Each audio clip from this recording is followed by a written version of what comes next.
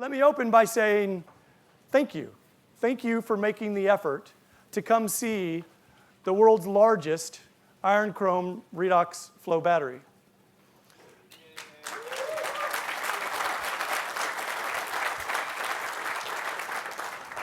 I knew if I paused long enough, I could milk that and make that happen. Thank you so much.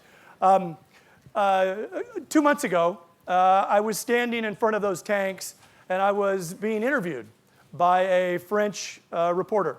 Film crew, audio, the whole 9 yards. And they're standing there, they've got me mic'd up, and I'm standing trying to look as casual as I can. And they said, okay, now describe the system, please, for our audience.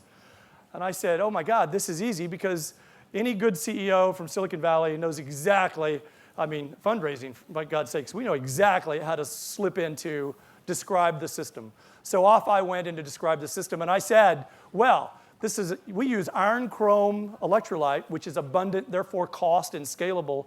And we have a proprietary cell and stack design that derives the best Coulombic and voltaic efficiency out of the system. And we have decoupled power and energy, so you have the ability to modularly scale the power section and have literally infinite amounts of storage and duration on the backside of that. And we have this beauty of redox flow architecture, which gives us an amount of designed-in safety that says there's no thermal runaway scenario. And about then I realized that they had turned off the camera and they had turned off the audio, and they were just looking at me, and they said, okay, and they were fairly polite about it. They said, well, that was nice, but our audience won't understand any of that. And they said, so can you try again and describe it in a way that people would understand? And I said, I don't think so. This is the honest truth. This is not exaggerated. I went and hid behind that building, which I'll tell you now is the only place my cell phone works, but don't run there now. I don't want anybody to get hurt. But I called all 30 people inside of EnerVault that I could reach and said, how would you describe the system simply? Talk to everybody. I'll give Saba credit. Where are you, Saba? Saba's there. I'll give Saba some credit here. He's going to the water. I don't know what that means. I'll give Saba credit because I came back out, I gathered myself, and I said, okay, ask your question again. I'm ready for you. And they said, okay, describe it. And I said, in these tanks, we can store the energy from the sun in salt water safely for use when we need it. Cut.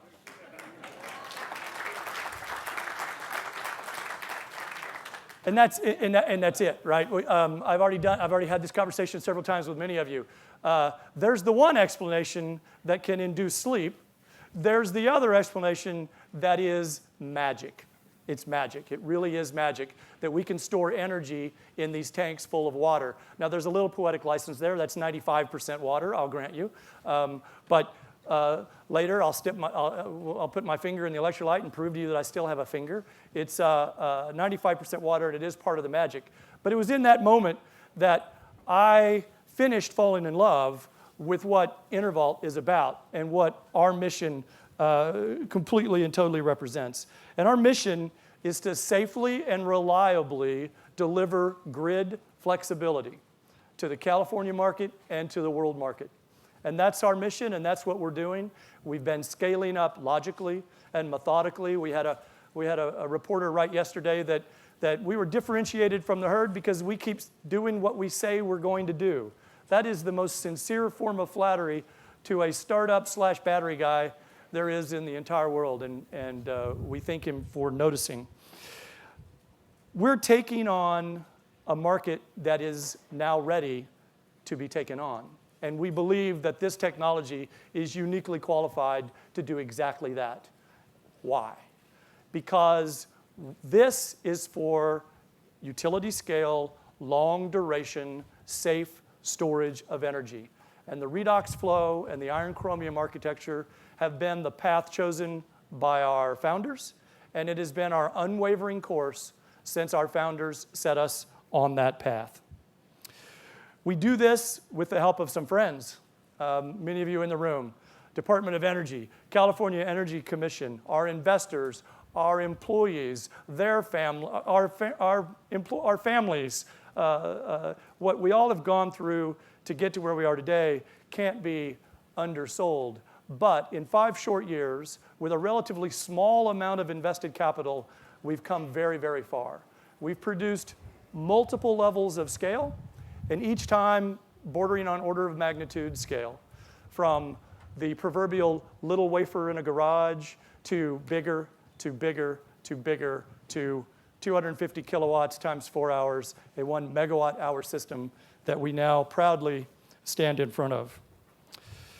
The support of the Department of Energy, the California Energy Commission, our investors, puts us in a position to be ready to enter the now emerging California energy storage market.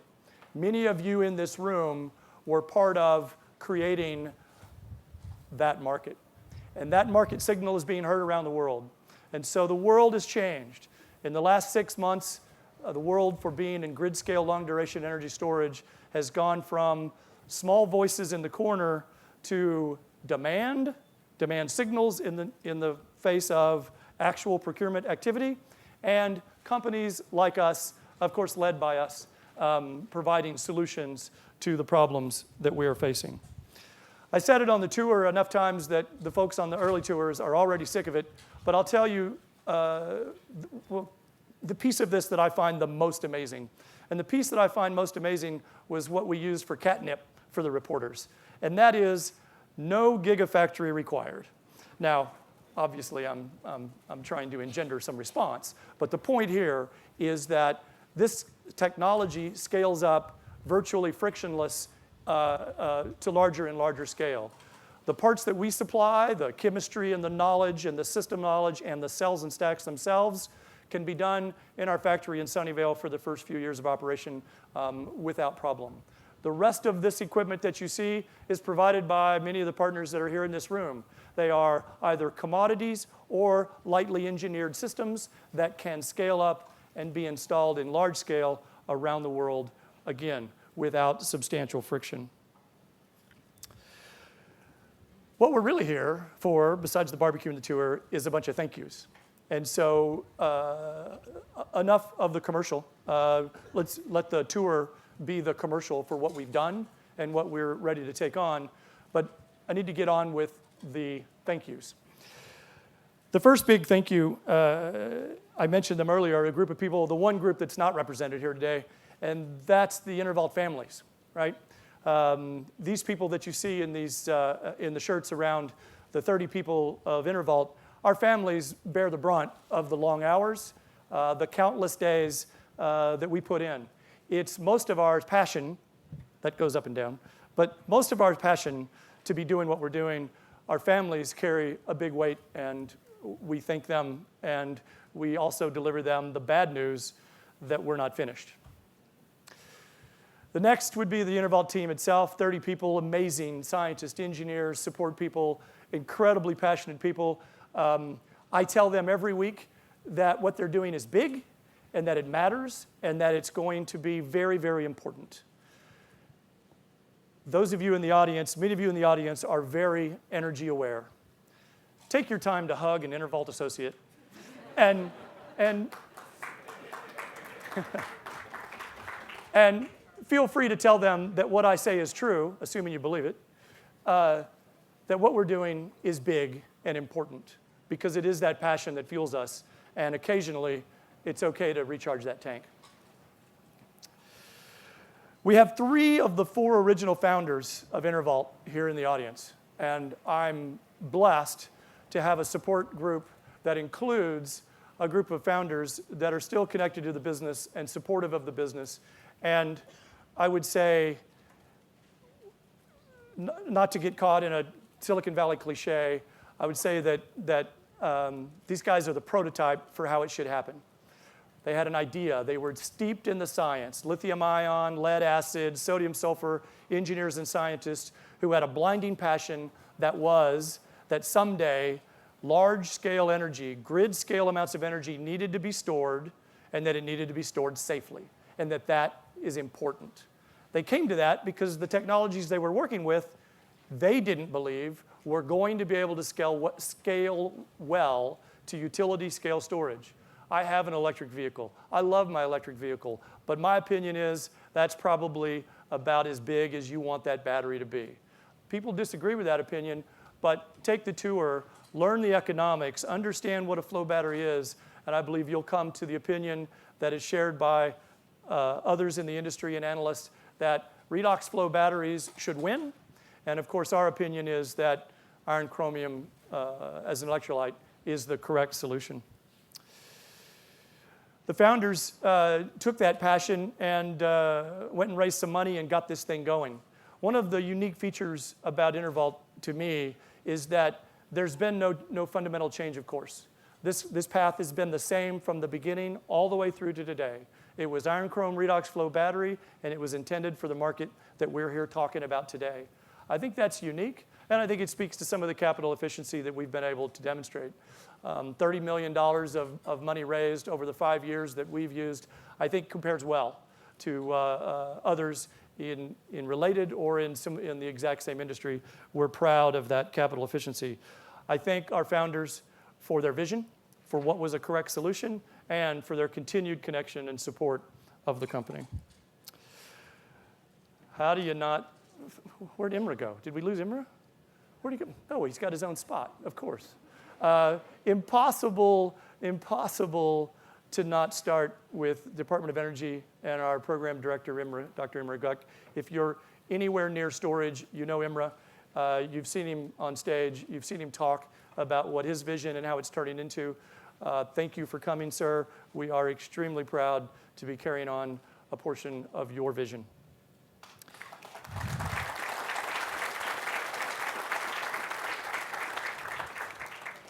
Bob Weisenmiller is here, the chair of the CEC. CEC funds, in addition to Department of Energy funds, are part of the magic that helped make this happen. That's the idea that we live in a state where we can, and we don't talk much about things that work, do we? Let's talk about one that works. How about a state that has vision for a future problem, puts together policy to find solutions, attaches capital to companies to give them the opportunity to solve that problem, and then adds the lubrication and the market forces necessary to make that market start to happen. We are at the back end of a full cycle of that entire logical chain of events, and it is beautiful. It's magic. It doesn't happen anywhere but in California, and we're proud to be here in California. And Bob and the rest of the delegation, we appreciate everything that you've done to help set us on that course. Thank you for joining us here today.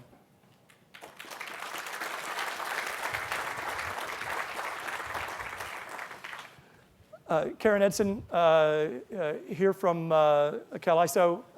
At the end of the day, what we're doing, the benefits accrue to grid operators. A two-way resource like this, a gas turbine you can run backwards, or deployable pumped hydro, whatever metaphor makes you feel better, that's what we're doing, and grid operators get the benefit of that. They get to say that, and we've seen around and around the world, and of course with the leadership in California that I just spoke of, the CalISO knows what's needed. They're publishing data every day to make sure we know and that the public knows what's coming and why there's a forcing function to providing these kinds of solutions. Karen, thank you for joining us here today, and thank you for agreeing to speak.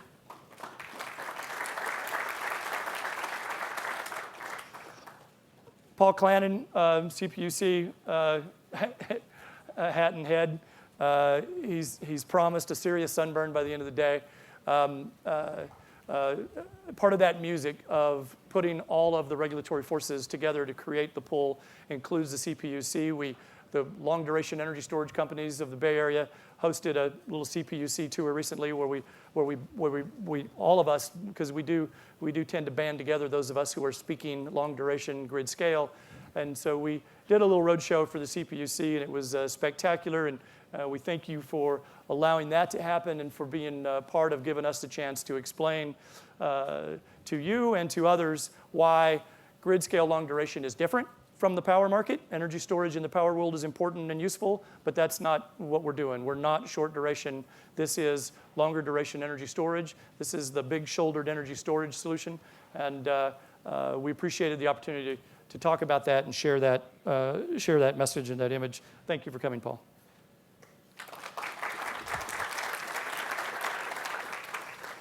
Can't get far without speaking to our investors. We have the most amazing group of committed investors in this company, and they're a little unique in that they had the vision, right? They had the vision early. The first people on the beach, Eva's down here videotaping me, undoubtedly for her husband. So Eva and Alf, through Ocean Shore Venture, were the Series A investment in EnerVault, and that took courage, right? That took courage to be talking to some guys about solving iron chromium chemistry and how important that would be for delivering grid scale energy storage. And so it's hard to not start and thank Ocean Shore Ventures, Ken Perlman in the room somewhere. Ken, Eva, your consistent and vocal support for our company and our syndicate is a large degree of why we're here today. Thank you very much. There was a big Series B investment with some big guys coming to the table. So some big companies heard the story and believed. What did they believe? They believed that he who solves iron chromium chemistry for use in a redox flow battery and an ability to scale that up should win. Made it a good investment for Total, 3M, Mitsui, Tokyo Electron, and at the same round we brought in a great California, the other CEC, Commercial Energy of California, joined us in our Series B investment. We have a great investor group. They believe in where we're going. They have the patience it takes to be in this kind of business, because it takes a little bit of patience to be in this kind of business. Right, Ken? A little bit of patience, yeah. Yeah. Ken says he didn't have gray hair before. That's the oldest joke in the world. Also in the audience, we have the suppliers. It takes a village. I talk about the ability to accumulate commodity products. Well, there's a piece where that isn't true. We announced earlier in the year a partnership with NORAM Engineering in Vancouver, Canada. NORAM, when you want to build big chemical plants, you better be affiliated with somebody who knows how to build big chemical plants. And by the way, that's not a big chemical plant. And so in the world of taking the chemical industry and bringing it into the energy and power industry, you need great expertise and friends in both places. And I thank Tony Boyd and his team from NORAM for being here today. Mostly, I thank them for the long hours, the long nights, for the irate phone calls, the begging, the pleading. But in the end, we're partners, we're friends, and we're a family. So NORAM, thank you for making the effort. They share in our achievement in a very big way. Multiple other suppliers in the room, not enough time to go around the room and mention them, but all of you, I appreciate your commitment and your belief. Many of you had to buy in when we were a PowerPoint, an idea, and talking about a market that didn't exist. And that takes courage to join in and put your resources on our projects, and many of you in the room have done that, and please accept my thank you and my encouragement to you that it works and we're going to be okay.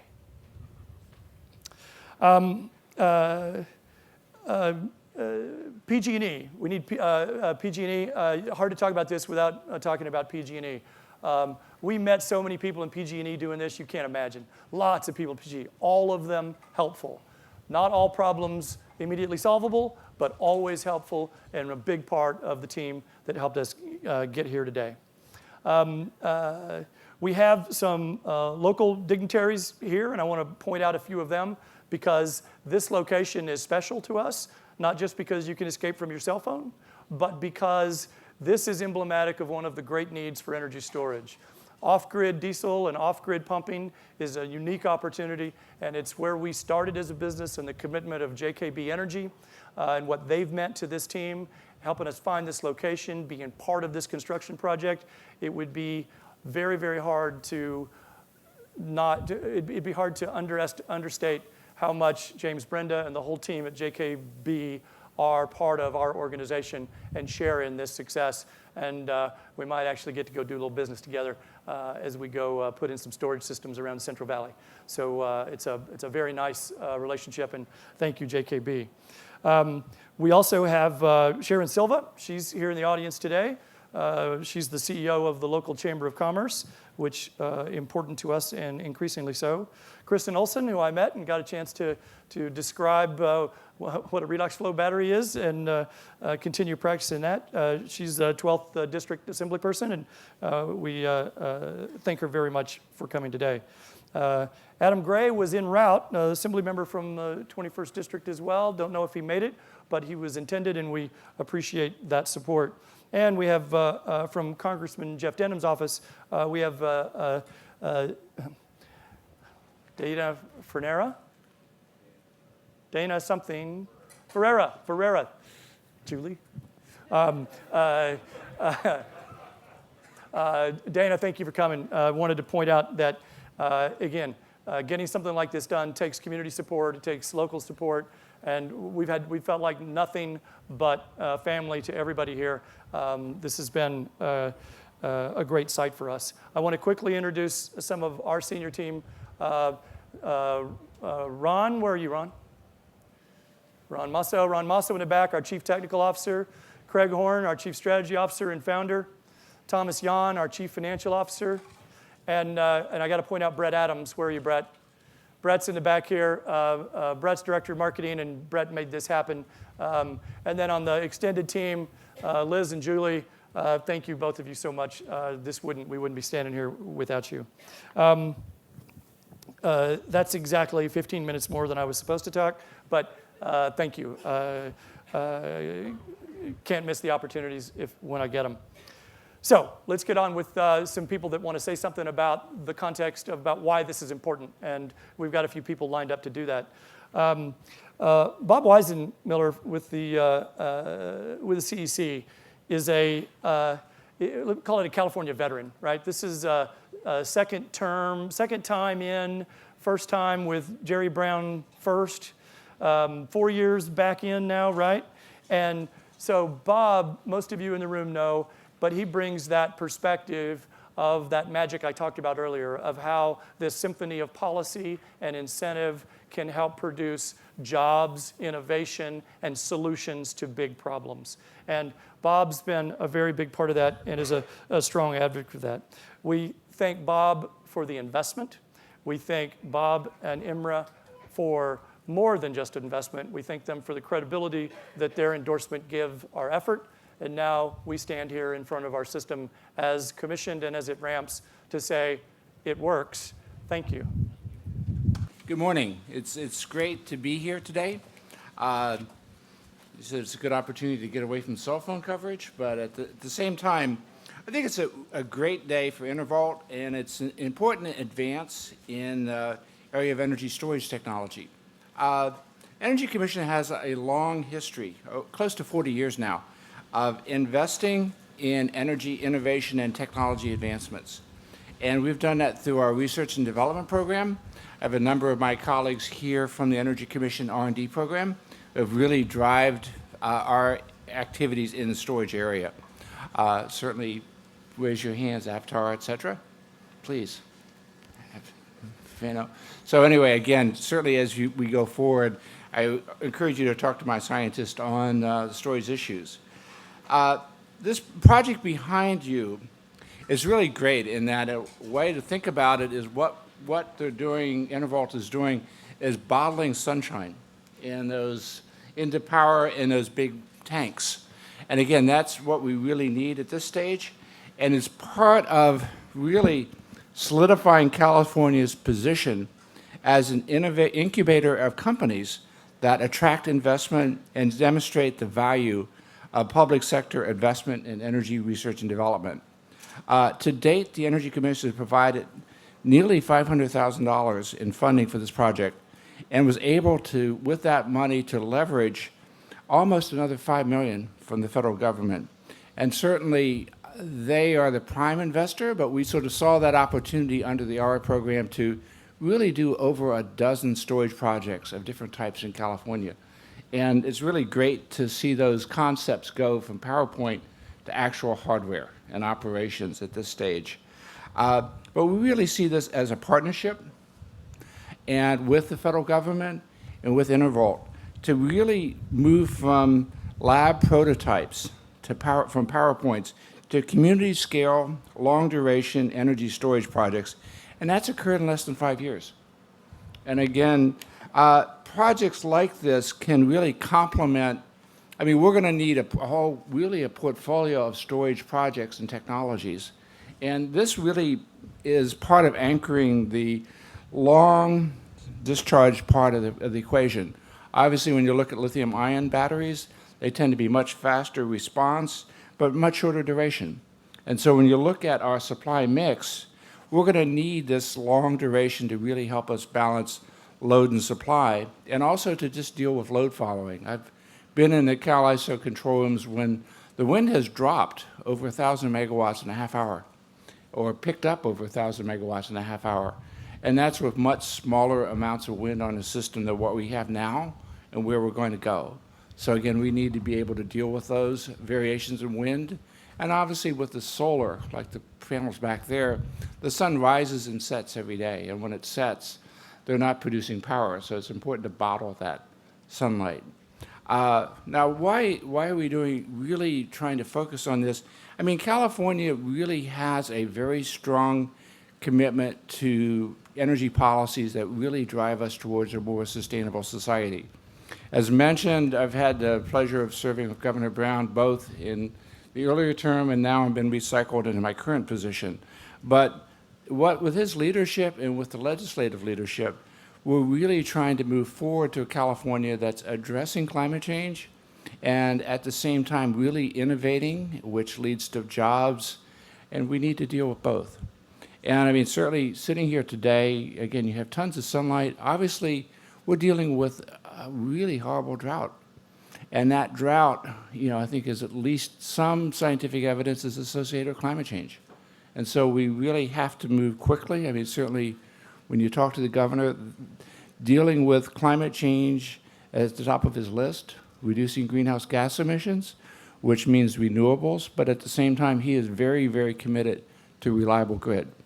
And so that means we need innovative technologies like storage as a way to do that. And part of that is we're really needing to innovate our electricity system to evolve it from where it was into the 21st century. A lot of our system was built sort of post-Korean War, and you've all seen the familiar pipes, wires or pipes or transformers, and we really need to move into a much different system, a much smarter grid that has a lot more computer technology and sensors so we can follow what's going on, but also just to deal with the fact that wind and solar are not that controllable. We have lots of it. We're at 22% now. We're going to get to 33% soon, and as the governor has said, I mean, that's the floor, it's not the ceiling, and we're going to keep going. But that also means that we really have to work closely to integrate these new resources into our electricity supply. So it's both an opportunity and a challenge. It's a real opportunity to reduce our greenhouse gas emissions, and it's a challenge to maintain a reliable supply.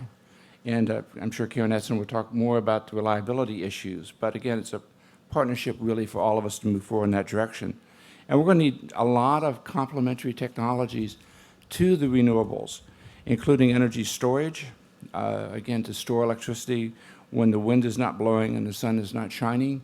We're going to need some ways of controlling demand, people either increasing or decreasing their demand to deal with supply. And obviously, we're going to need some gas units to back that up. Now, the technology behind us, again, storage is the real game changer. It's the thing everyone's been looking for as a way to really store electricity, and we're really struggling now to get the cost down and to scale it. And that really requires a lot of these science type of demonstrations, but as we're getting there. And what we're aiming towards, certainly in California, and again, this is certainly a very strong goal of the governor, it's a strong goal of the legislature. Assemblyman Skinner worked with the governor when he was Attorney General to put in place sort of a pioneering storage legislation to really move us in this direction. And we're trying to get to the tipping point where, again, where storage becomes very cost effective, so it can become much more plentiful, so we can have a whole array of technologies. But again, demonstrations like this today are a key part of moving us into our future electricity system. So thank you, and again, certainly look forward to seeing many more of these in the Valley. I look forward to putting many more of them in the valley as well. This next introduction is completely easy for me because essentially this is the guy that hired me. I joined EnerVault 1 year ago this week. This is actually my anniversary party, you didn't know. 1 year ago this week, and it started when I met a guy who got me so excited about what he was doing. I didn't understand it, but I knew storage was important. I was interested, and he got me so excited I couldn't even sit still. Most of you in the room have been in this business. You know Dr. Craig Horn. You know Craig because you know he's credible. He's authentic, he's passionate, and he absolutely loves what he's doing and what this is about. Craig has a PhD from Berkeley. I mean, but we all do, right? I mean, we've all got PhDs from Berkeley. That doesn't impress me anymore. What impresses me is that the sum of his experiences in integrated cell technologies is what led him to the passion that said, oh my goodness, we have to be able to store large amounts of energy safely, and that's going to be important, and I want to go do that. And he put together a group of guys, and those 4 guys, the founders of EnerVault, launched from there to make it happen. But I know Craig now after a year of working with Craig. I know him in a different way. And I know Craig as this guy. Craig is really, forgive me, Craig is really just a little boy that wants to build a big-ass battery. Craig Horn.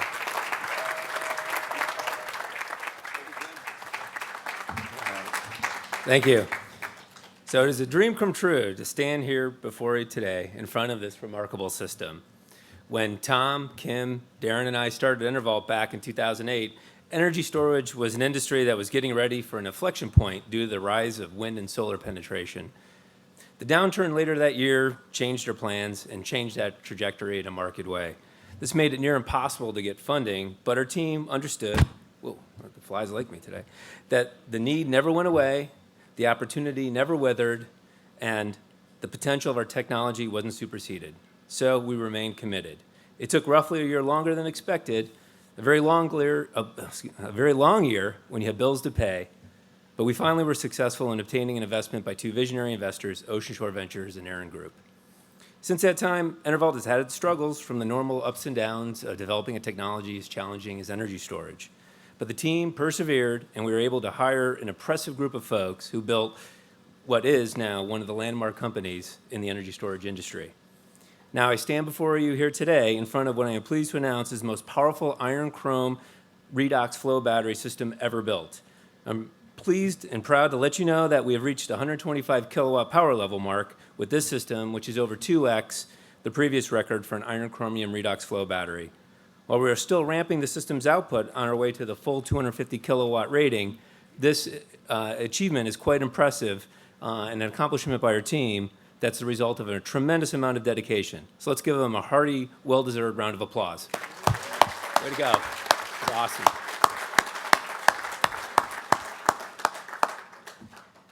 Now, I'm very pleased to introduce to you a man who is very much key in making all this happen, Dr. Imre Zsuk, the Energy Storage Program Manager at the U.S. Department of Energy. After a career in academia in both the United States and Middle East, Dr. Zsuk joined DOE to lead the storage program. Dr. Zsuk's leadership has been instrumental in the growth of the energy storage industry from just a handful of people at a couple national labs and some small companies to one that will see over $1 billion of procurement here in the U.S. alone over the next 18 months. Dr. Zsuk's determination and tenacity created the ARRA Storage Demonstration Program. Then he had the foresight to carve out a section of it to fund promising energy storage technologies because he knew these would be key to the industry's growth. Please join me in thanking Dr. Zsuk for his vision and courage in realizing that 4 guys working out of a garage in Sunnyvale did indeed have a promising technology worthy of funding. I give you Dr. Zsuk. Thank you, Imre.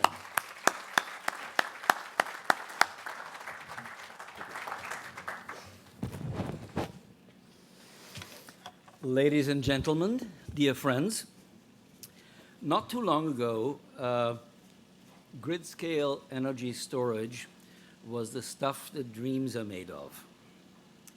But some of us are very persistent dreamers. And so in a decade, we have brought the dreams to reality. Storage projects are popping up all over the place, in all sizes, in diverse technologies, and in different applications.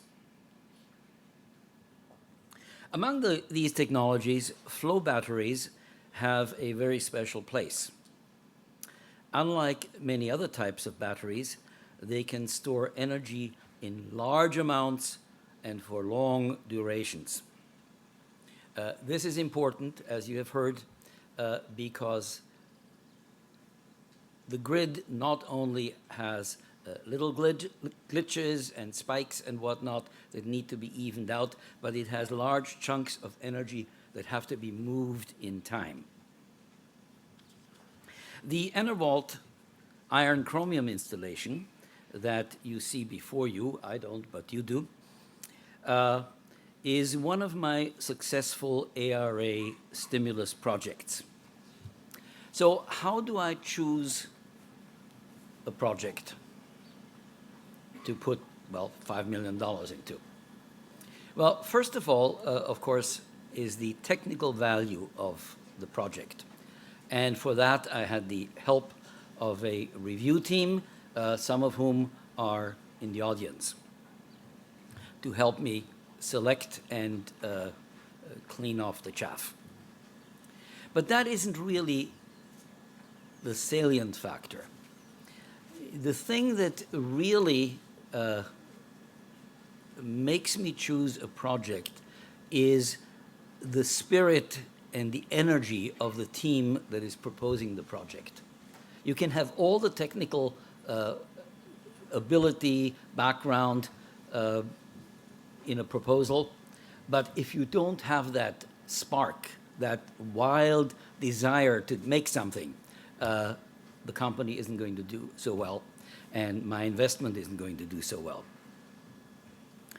In fact, in my ARA projects, I have been wildly successful in leveraging a relatively small amount of money into a great many successful projects that have drawn huge amounts of investment capital. What do we want out, what do I want out of a stimulus project? Well, first of all, we want to demonstrate technical feasibility. Okay?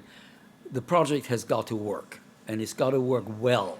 I don't want leaking valves and power electronics that doesn't work and a general failure. I mean, it's got to work like clockwork. Second, I want it to collect cost and operational data. We have very little experience on how these things actually work, how much they cost to maintain, what is the economics. And unless the economics works, we are not going to see more of them, no matter how ingenious they are. I also want my projects to generate changes in the regulatory environment. The regulatory environment, whether it is political, electrical, tariff-wise, is not really set up for storage.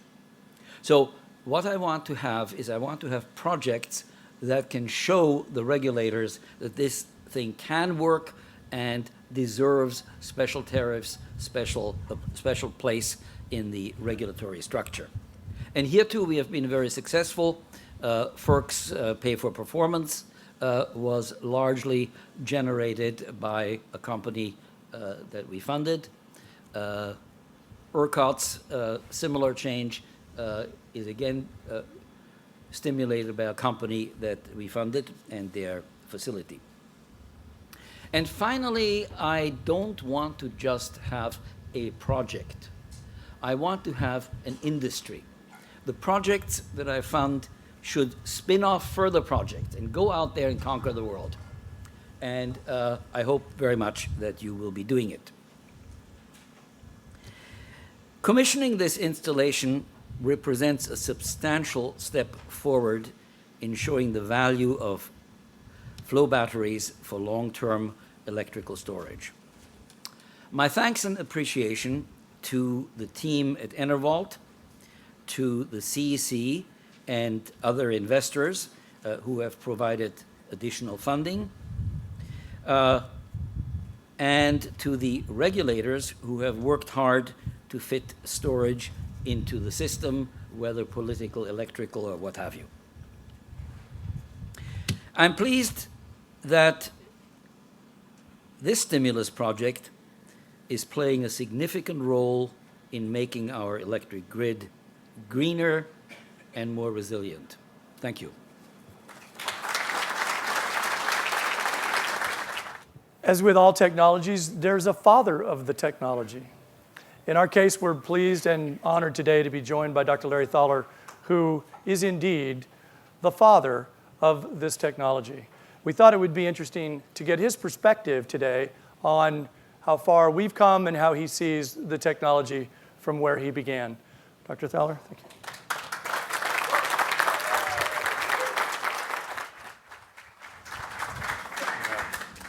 Thank you. We'll see if you want to clap at the end. All right. I've been asked to give a little bit of a background of where redox came from. In 1973, there was what was called an energy crisis that came into being based on the shortage of petroleum products. At that time, NASA headquarters expanded their charter and allowed its field centers to apply their expertise in the energy fields that could be applied to this situation. EPRI had identified energy storage for this application.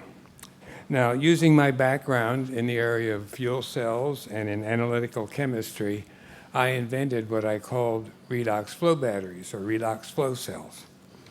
Now, NASA and the Department of Energy funded much of the basic engineering and design studies that we did. And actually, we built a small 500-watt demo that we showed to anybody who wanted to see what energy storage looked like. Now, the NASA team worked primarily with the chromium and iron redox couples. That was how it all started. Now, our NASA DOE reports and presentations were widely distributed and initiated redox activities all around the world. But the development in this country came to an end in about 1980. Fast forward about 30 years, and again we found that energy storage for the electric utility industry was again identified as a need. Different groups developing different technologies again began to be active in the field. The redox flow system that is being dedicated here today is the result of one of those groups. It is a tremendous thrill for me to be able to see some of my dreams come through. Redox is alive and well. So I congratulate the EnerVault team for materializing the dreams and ideas I had that I called redox flow batteries so many years ago. So I thank you for inviting me here to be at your dedication. Thank you very much.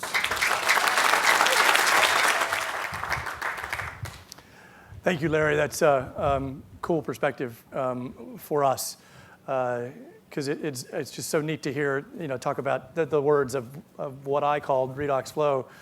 We throw that word around like it's like Wikipedia invented it. No. Anyway, that's cool. Thank you for coming, and that was really nice to hear. You earned the applause. If you were worried, it worked out just fine. Next speaker. So Matt Roberts is new to leadership of the Energy Storage Association. That's our National Storage Association, and we've asked him to say a few words. We are very pleased to have him on the deck and to have his focus on this industry, to keep the pedal on the gas, to knock down the barriers, to do the heavy work. Matt comes with a background in both renewables and making things happen on Capitol Hill, and that's exactly the qualifications you'd want for somebody working at the national level of the Energy Storage Association.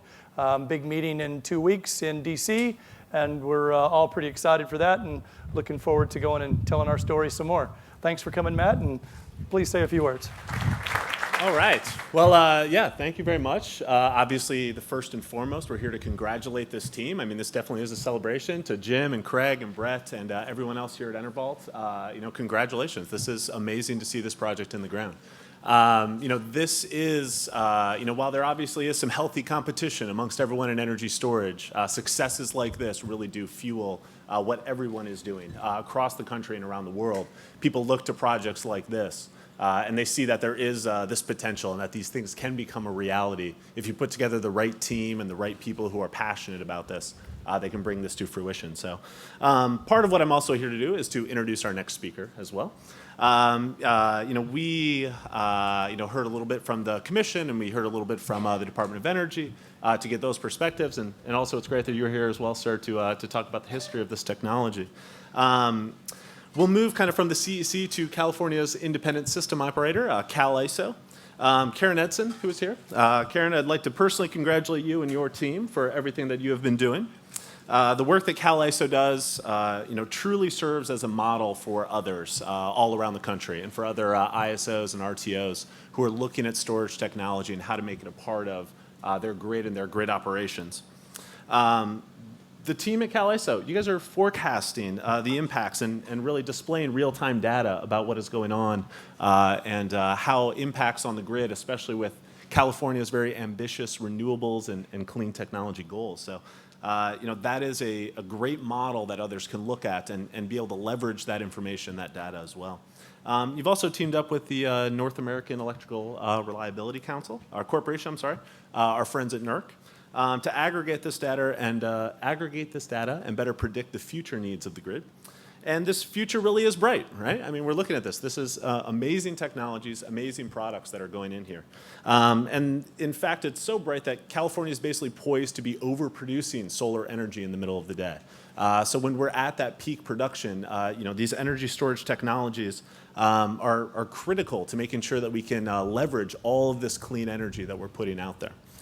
This energy storage system and others just like it, they're going to be essential to capturing all this excess energy and make sure that that energy storage continues to be a critical component of moving this clean energy economy forward. So bottling the sunshine, I think that'll probably be cliche by the time that we're done with this, but that really is a large accomplishment, and it doesn't just apply to solar energy. This also is for wind and other renewables, how to capture that energy and make sure that we can use it when we need it most. Storage is one of the most important technologies, I do believe, for managing electricity production and also managing delivery and making sure that we can continue to grow and build the grid of the future. And what you're doing here today is definitely being watched by the entire world and by everyone around the country looking at this as a model for how to move forward with energy storage. Let me ask Karen Edson to the stage. She's a true leader on California energy policy, and I definitely look forward to hearing your remarks. Karen. Thank you, Matt. I'm very happy to be here and happy to represent the California ISO. We bring a kind of practical perspective to this because we are the grid operator for most of California. Our mission is to maintain reliability on that grid consistent with California's policies. Those policies, of course, include the state's renewable portfolio standard and policies for the procurement now of energy storage, which we are very pleased to see as well. That means that we are redispatching our system every 5 minutes through automated tools, which do that as efficiently as possible. We're also balancing that system every 4 seconds. So that's a necessary component of maintaining reliability. So to talk about the challenge of that, I'll suggest, as Matt mentioned, we are publishing data now every day on our website, which shows you what the regular load is that we're serving, and then it shows you what we call the net load. So that's the load we're serving after you take away the wind and solar, the variable resources on the system. We try to forecast those things, but the forecasts are more or less effective depending on our experience and on how quickly our tools can learn their operational characteristics. Some of you may have heard of what we call, I hesitate to do this, wasn't convinced I would, but I will. You may have heard of the duck curve. So I'm going to draw it for you. The duck curve starts here at midnight at the beginning of the day and ends at midnight at the end of the day. So a spring day like this, that curve looks a little like this. It's pretty flat. People get up in the morning, it stays pretty flat again. And the sun comes up, but now I'm going to draw it without the sun and wind in it. Stays pretty flat. People go home from work, it jumps up again, and then comes down at the end of the day when people go to bed. When you then draw the net load curve, what you find is everything is pretty much the same while it's dark. The sun comes up, we call it the belly of the duck. The net load comes down, and it comes back up when the sun sets at the end of the day. We've seen our ramping requirements at the end of the day grow from maybe 4,000 megawatts to nearly double to 8,000 megawatts because of that net load. We currently have 15,000 megawatts of renewables on our system. Of that, it's probably 5,000 to 6,000 is solar. Our solar peak just last month was 4,500 megawatts on April 12th. We know that we expect to see 3,500 more megawatts of solar come on in the next 18 months. So we're seeing very rapid changes that will change the ramping requirements we see on the system. So this kind of storage has a special role for us. It can do two important things. One is it can fill the belly of the duck. Bob referred to it as bottling the solar. It can use energy, it can consume energy when the net load is at its lowest. And it can discharge when we need that ramping capability when the sun sets. And I want to note that it really is the game changer on the system. It will help us maintain reliability. It provides voltage support characteristics as well. So it provides many, many services that are very important to us. The CPUC, Paul Clannon's here from the CPUC, and because we're completely out of time, I'm going to go with, come on up here. Well, thank you. You're welcome. Yeah. All right. His Okay. bio's available on the website.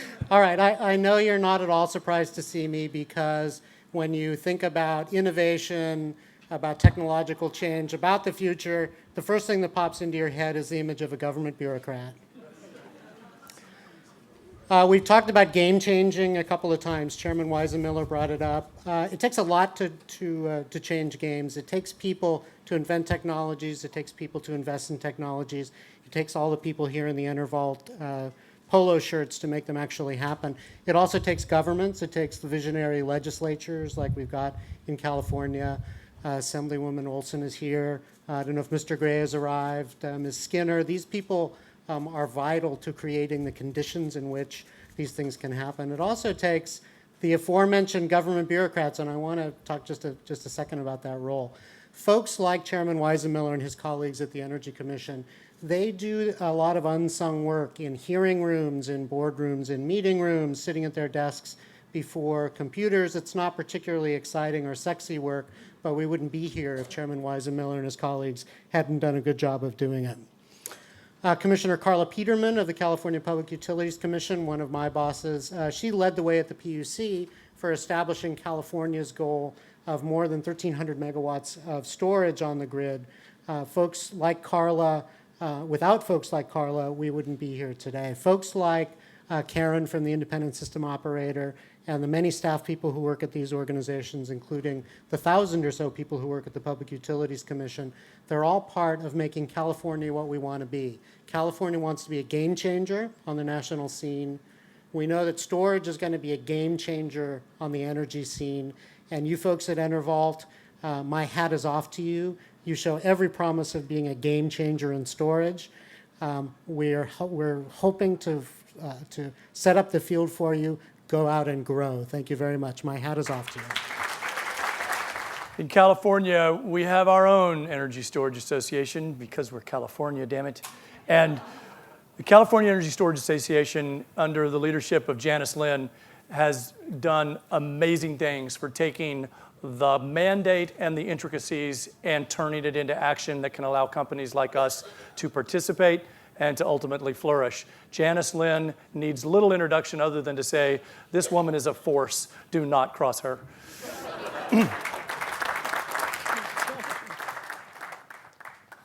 I'm also very short, and I appreciate the podium. I can see over the podium. It's always a good sign. Thank you very much, and congratulations. I guess my role here in California is to be the chief rabble-rouser here, working very closely and representing EnerVault and the storage industry more broadly, and rabble-rousing at all of our key agencies with our leaders and our energy policy leaders and our legislators, rabble-rousing on a very collaborative basis to make sure that we have a level playing field, the right rules, regulations, and policies so that the many benefits of storage, and storage provides so many benefits to the grid, that all of those benefits can be valued, quantified, and monetized on a fair basis to what we do today. So I think that CISO was the first storage alliance, organized storage alliance on the planet, happy to say. And I also believe that Craig was one of our very first members. So that's 5 years ago. So I, keeping with the theme that Jim started, I feel like a proud auntie that, and really want to congratulate you guys. It's an amazing achievement. And when we have super cool projects that are supporting the grid and providing services that California needs, it makes my job so much easier. So thank you. Hi, I'm Brett Adams, Director of Business Development at EnerVault, and I have the pleasure of introducing a very long friend of mine who I saw last, I believe, within a couple of weeks, 34 years ago was the last time I saw him. Go Huskies. I actually lived here. I serve a kind of another function at EnerVault to try to explain to people, having my family was here for a while in Houston. My father was very involved in government, and trying to bring the understanding. I get a lot of questions from investors. Why would you be building a big high-tech energy storage system in an agricultural place? And I always have to explain, they're thinking of dry farming or, I don't know, some sort of a mythological thing. And I always explain to them, if you're a farmer and you're still a farmer and you're in California or probably anywhere, you're high-tech, you're smart, and you're very business-oriented. And these are exactly the kind of people that we need to deal with in energy storage. We are not trying to make toys. We're trying to make something that really helps the grid, really make economics, and enables things like the large PV system. And Vito is the supervisor of Stanislaus County, and I think really gets that. And so with great pleasure, Vito Chiesa. Thank you, Brett. 34 years has been since we've seen each other. Honest to God, we got to drive 15 miles outside of where there's people to meet up with each other. It's great. And I will tell you one thing. We played football together. He was a wrestler. I know that this company will be successful based on how I knew Brett. Tenacity, never gave up. They always said, is this someone you want to be in a foxhole with? Here's a man I want to be in a foxhole with. So congratulations. Great seeing you again. Gonna dig a foxhole. Okay, here we are in this beautiful location, Valley View Farms. I see Mr. Aldrin in the back. The Aldrin Zeff family own this. I was thinking as I'm sitting back there listening, how I can have a board of supervisor meeting out here, how I can get it. It's just a beautiful location. They've always been on the cutting edge of technology. This is a great place to showcase. I can tell you it's a great, great place to showcase because they're leaders within the industry. You will know that agriculture runs the valley. It is the single most important thing. It's the base of our economy.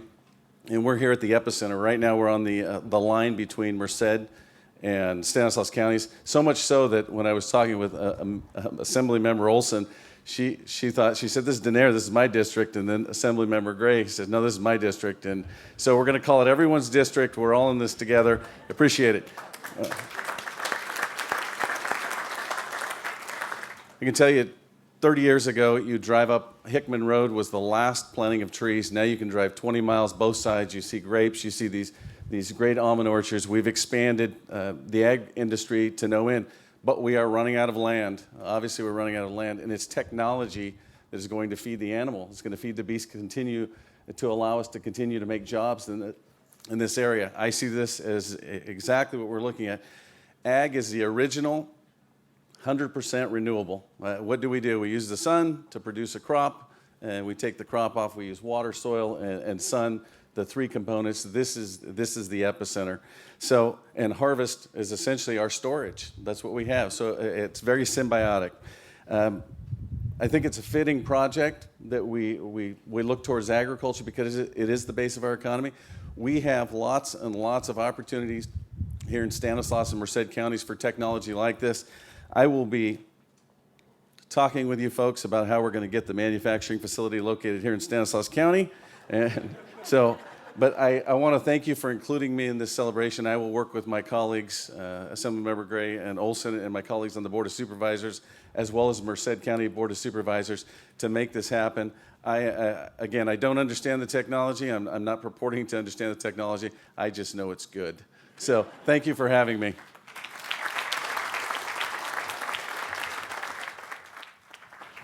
One more, I promise. On behalf of our investors, we gave the Long Distance Award here today to Christian Schuchart from 3M, who came from Munich. And he's new to the board, but 3M is not. Nevertheless, I think it's important to point out that our success requires patience. You don't create a new generation asset class overnight, as I mentioned earlier. And so you have to have vision, you have to understand the goal at the end, and you have to have patience to do that. And that takes a special caliber of investor. And I've asked Christian to come up here and say a few words and talk about how much more money he's going to give us. I knew that was coming. Well, ladies and gentlemen, I think it's very fair to start with, on behalf of the board of directors and the investor group in EnerVault, to give a very big thank you to the EnerVault team and to share our congratulations for this major, major accomplishment. To really take an invention from Dr. Thaler, the vision and courage and additional innovation from the founders team, the support from the government entities, the DOE, the CEC, on the course of the years, the investors, to really make that safe, reliable, and as Jim calls it, I've just learned it, big-ass battery, a reality. I was afraid of that. And as investors, we constantly look for opportunities, and certainly the space of the energy market is one of rapid change, and rapid change offers typically a lot of opportunities. Energy storage is, in our eyes, a major, major component in that and represents a huge business opportunity. EnerVault is, in our eyes, very well positioned to grasp a significant portion of that. And as we look into investment opportunities, we ask ourselves, what's the market size, what's the growth rates, and all that kind of stuff. And clearly, coming from Germany, I have to really give kudos and respect to California. It's like 10 years back, the world looked at Germany and see what we made in introducing renewables aggressively that now represent a significant portion of our energy production. Now the world is looking pretty much reverse to California, because that's where another critical component of a 100% renewable or sustainable energy production system is happening: energy storage. It's the regulation put forward by the regulators here in California that make that happen and drive that change. And now California is on the forefront of energy storage technology development.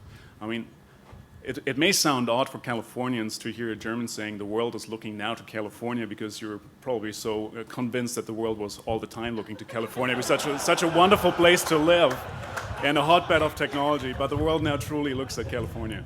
The next question is technical feasibility. And when we first looked about three years ago into the EnerVault case, pretty much what we saw was a little bigger than that. I always thought we were scaling up and not down, so this is a downscale, but so we had a little more than that. Certainly, previous investors that were totally convinced that this team is going to crack the code of redox flow batteries with the iron chrome chemistry and its unique features, and we got convinced and bought into the story. And we don't have to question technical feasibility now, because it's real. We all witness it's real, standing behind us. It's the largest iron chrome redox flow battery in the world. And as 3M, we're very proud to be part of that journey. Other than that, I think I can only reiterate my gratitude to the EnerVault team, to all the long hours, dedication, time, sweat that has gone into making this happen. Thank you very much for a job well done. Thank you.